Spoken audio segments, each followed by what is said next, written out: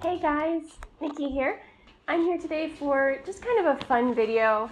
I mean, you guys, anybody who watches this is probably going to realize this is a little bit of like trying to increase my viewership, but also I've just been reading a bunch of books by an author who is incredibly hype on BookTube, on the little bit I've seen on Bookstagram, by family I know personally, and that author is Brandon Sanderson. So I have here 5 of his books. One of them I haven't read yet, but I just got it from the library, so I'm getting ready to read it.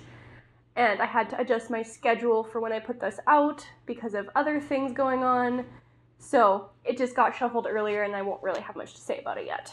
I'm actually going to start by talking about the Mistborn series. I've read The Final Empire, the first book, which is this one, and I've read the second book, which is Well of Ascension.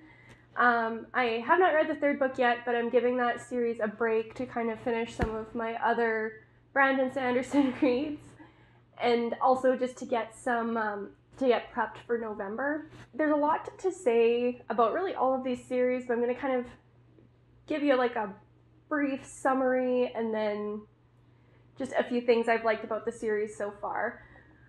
As many of you are probably familiar with, this is a world where the Dark One has won, and it's thousands of years after that fact, and they're oppressed, things suck, we got rebel groups, and in this world specifically you have a magic system called allomancy, where burning specific metals and their alloys grants you specific powers, but only certain people can burn them, and only certain people can burn certain ones, and only certain people can burn all of them. And very interesting magic system, very hard magic system, lots of rules, lots of very specific setup. And honestly, if you're going to read Brandon Sanderson and you want to start with a series, I'd probably recommend this one, because the magic system was very interesting, but also very easy to explain. It has a premise that's really enjoyable, a group of friends, kind of ragtag, found family, overthrowing the Dark One, and then kind of going from there. Yeah, it was a fun read. I had a very hard time with the will they, won't they, young adult aspect of the romance between the main character and her love interest. But that personally is just me. I don't like indecisiveness in romance when the book is about so much more than that. And so far the series has been so much more than that, but it's been a major part of the story.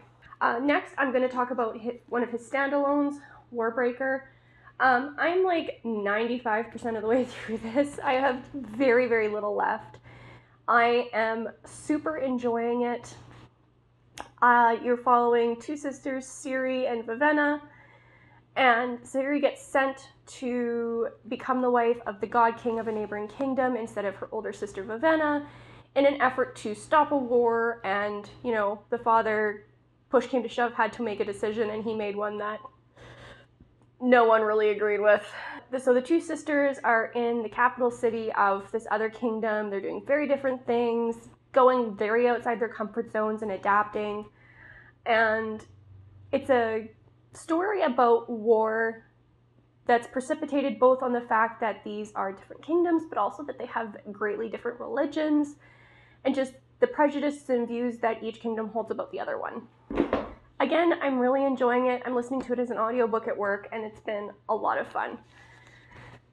Next, sorry guys, I fucked up my shoulder. I have these 2. I have the first 3 book in the Stormlight Archive series. I'm not going to hold them up because they're super heavy. I like the paperbacks, they're very floppy. But I loved The Way of Kings. It was a great start to like an epic fantasy series. I like the main characters, and I like that this series had started to move away from some of the more young adult tropes that I found in The Final Empire and Well of Ascension. I really love all the characters and just all the perspectives that we get to see from. You have a very varied cast. You get a lot of really good but very individual feeling perspectives. And I mean, they're all like 1,000 pages, so it's quite the slog just in terms of content. But if you want an epic fantasy series, this is definitely one to pick up. There's very little that I actually dislike about this series. And then the final book I have here is Skyward. This is his young adult science fiction. I have not picked it up yet, just with my reading schedule so far, but I'm really excited to get to it. I've heard really good things. I'm told there's a talking ship, angsty teenage girl, and just like general shenanigans, a desire to prove herself, and like a damaged history because of family relations. So my hopes are high based on how much I've been enjoying the other series. I really haven't picked that one up yet, but I am, like I said, very excited to. Having read what I've read of Brandon Sanderson now, I totally understand the hype. I understand why people go head over heels for his books. They're very interesting, very thought-provoking. Generally, the magic systems are incredibly interesting and well thought out. A lot of the plots feel very intricate, but are still very easy to follow. And one thing I particularly like about Brandon Sanderson is that because he's writing from multiple perspectives, he does a very good job of making each perspective feel individual and unique, which sometimes is hard. Personally, I think he does a very good job making them feel like individual characters, all viewing something from different perspectives. I intend to finish the Mistborn trilogy, and I intend to continue the Stormlight Archive. As I mentioned, I've read the first one, and I loved it. I'm halfway through the second one. I'm still really enjoying it, and I've been told that the second half of the second book is very explosive and very incredibly engaging. I have the third book. I have no idea where the story's going at this point. I have a few little guesses, and I'm sure some will play out and some won't. And then from there, I'm hoping to pick up The Rhythm of War at some point. I don't own that one yet, but we'll see where we go.